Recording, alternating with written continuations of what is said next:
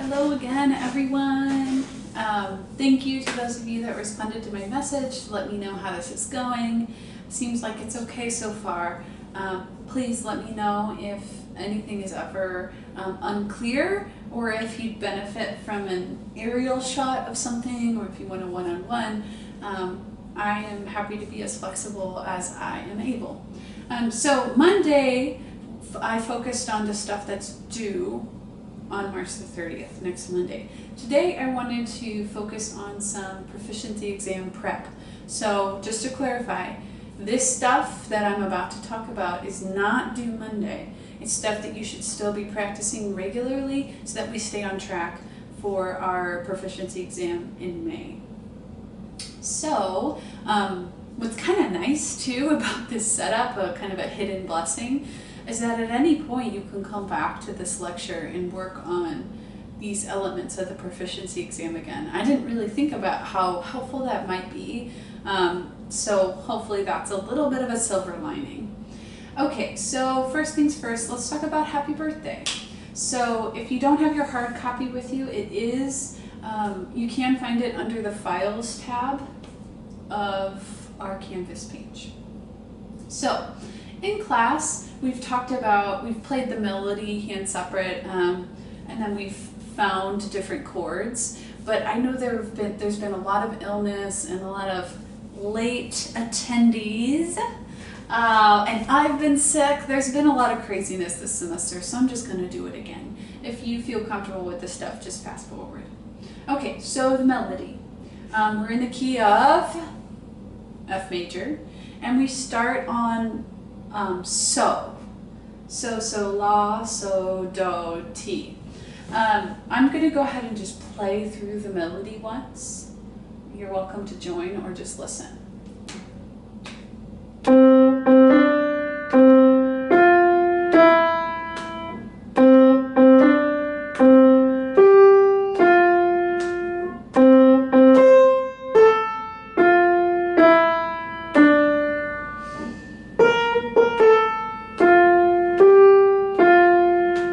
So the melody is in a few, or the whole piece is in a few just kind of mini phrases. And we start C, C, D, C, F, E. Then the next one, C, C, D, C, goes higher to G, F. Then we have an octave, stretch your hand. Skip, step. Then B flat, I use my fourth finger. So my advice would be to take some time now, pause, practice the melody, or you can rewind and play with me. The left hand, I'm going to take root position triads for now. You are welcome to use the inversions that we practiced, that's fine. I personally like the sound of the root position triads. Listen to the difference between these two. So this is me choosing a root position C7.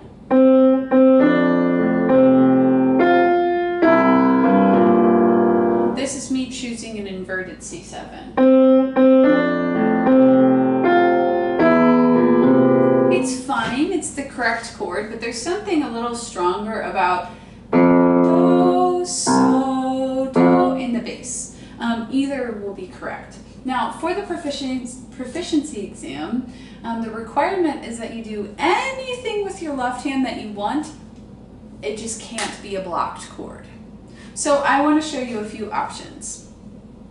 So I just did kind of a 1 to 2, 3, 1 to 2. Some people like to just do it straight.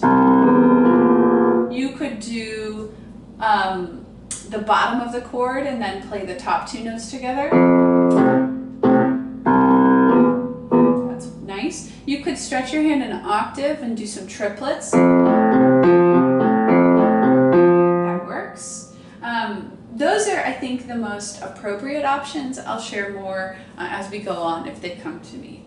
So for right now, just for your practice, I'm going to go ahead and play through this with blocked chords, again, so you can just see and play with.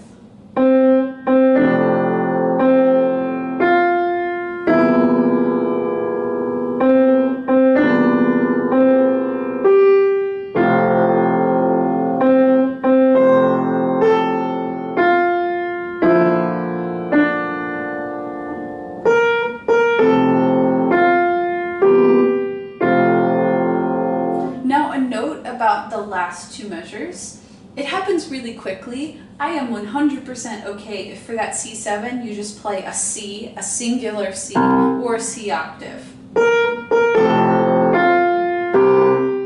That is fine, and that's probably a smart move just to keep the consistency so you're not searching for that C7. Okay, so now I'm going to demonstrate what it would sound like with a broken chord accompaniment, the bottom note and then the top two.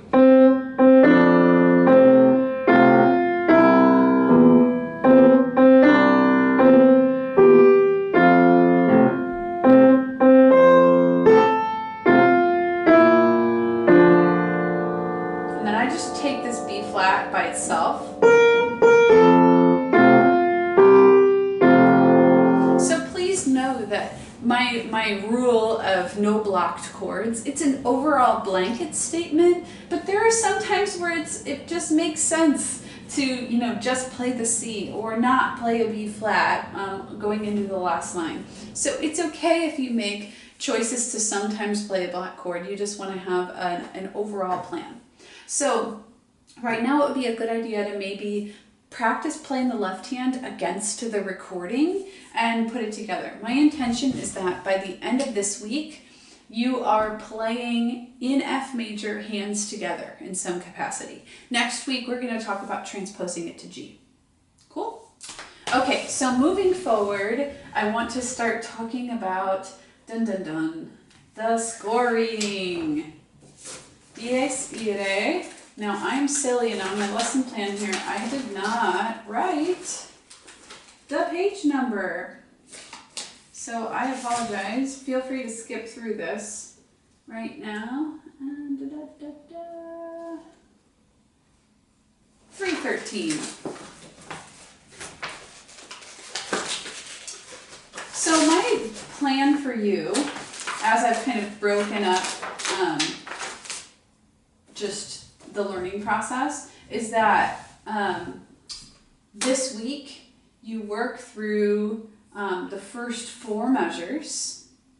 I guess on Canvas I wrote through measure 5, I mean the middle of measure 5, in some capacity. It doesn't need to be all four parts, but that you've read through all the parts, you've maybe tried putting some of it hands together, etc.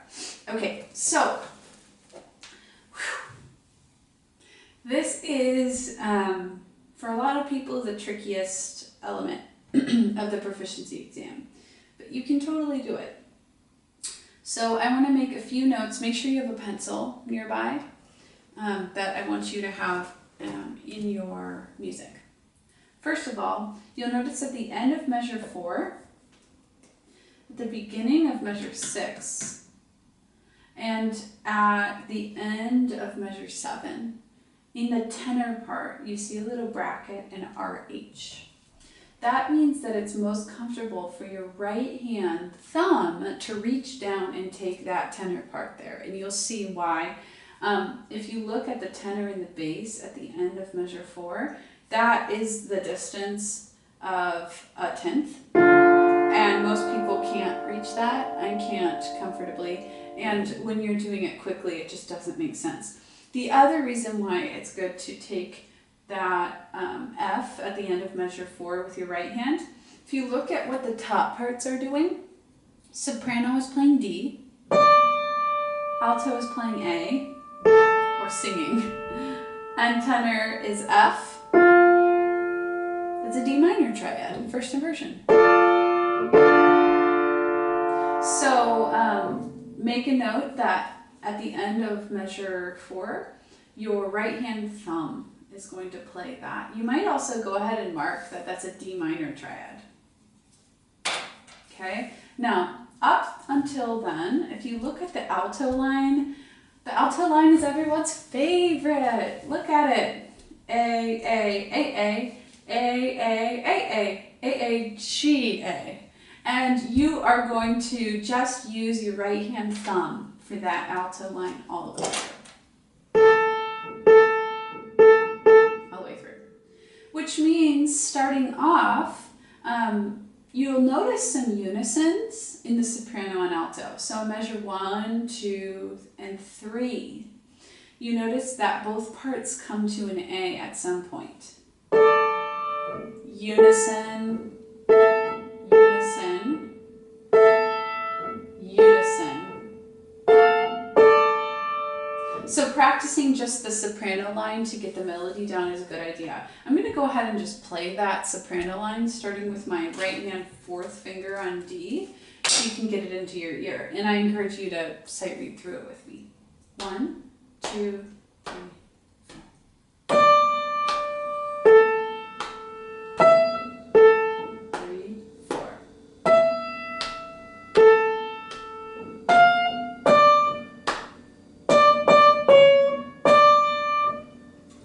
So then putting them together, your thumb just plays A every time.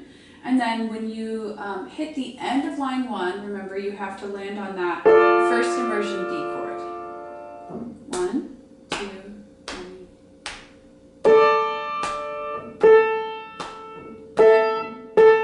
3, 4.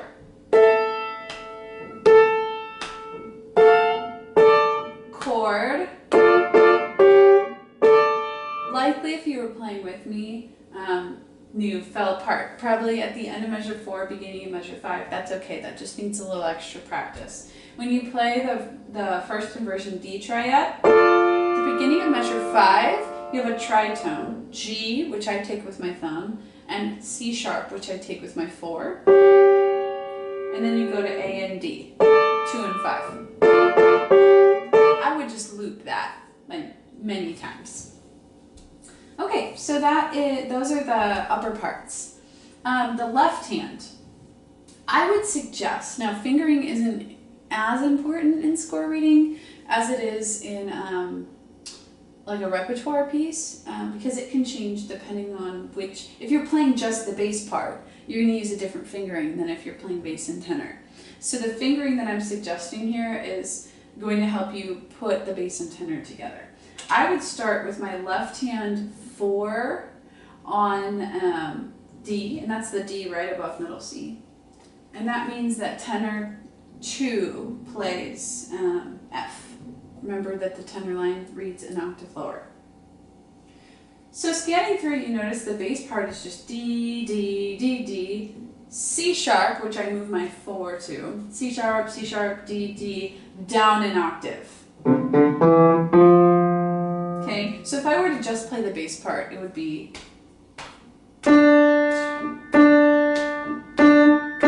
I just move my 4.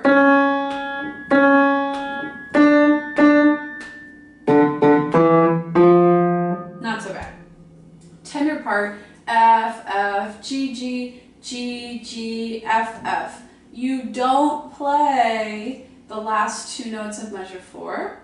So the next time the tenor plays / sings is in measure 5, E, D. So together, I put my 4th finger on D, my 2nd finger on F. 3, 4.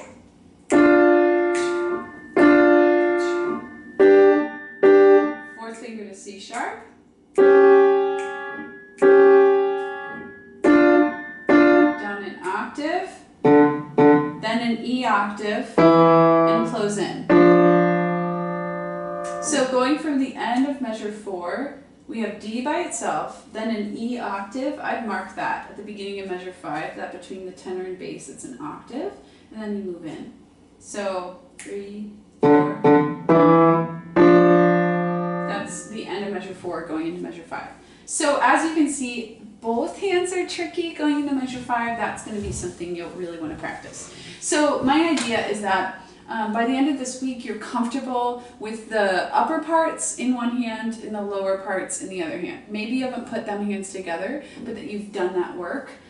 It is imperative. I just can't overstate. It is imperative that you always play with a beat. Always, like never, even if it's, you know, you're playing that part that I just demonstrated and you're going 3, E, and da, or E, and da. Just always have a beat. Every incomplete that has been given has been because of this. And I tell this to every class. But just always have a beat going. Speak it out loud, tap it, always. Doesn't matter what speed. Use a metronome, use your voice. Get someone to just pat a beat and yell at you if you don't play with a beat. No, I'm kidding. Just always do it. Okay, so I'm going to go ahead and play all 4 parts. Measure 1 through the middle of measure 5. Just so you have something to practice against if you'd like. 3 and 4 and 2.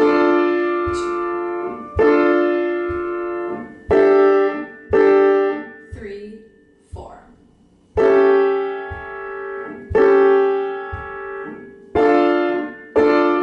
3. Okay, so you can practice playing individual lines against that, you know, alto, soprano, tenor, bass, whatever. So as a recap, on Monday, the 30th, I'm asking that you record and send G major and G melodic minor scales, chords in all 3 positions, and arpeggios, major and minor. And then on page 241 to 243, I want you to learn part 3 and record yourself playing against 1 and 2, which I will post by the end of today. Please let me know if you have questions. Please plan ahead. When I was uploading Monday's videos, it literally took me, without exaggeration, 2 hours because I struggled with it. So I'm really glad I didn't save it till Monday morning, or else we all would have been without anything. So just plan ahead. I'm happy to work with you and be flexible, but I need you to do that as kind of your part of the bargain. It's just plan ahead. Just assume that technology is going to be stupid. That's what I had started doing. Just assume that there might be a bump in the road, and then that way you have enough time to reach out to me and ask. Okay, so let me know. Happy practicing. Stick with it. Try to keep with these goals. You got this. Stay healthy and happy and cozy, and I look forward to hearing your recordings. See ya.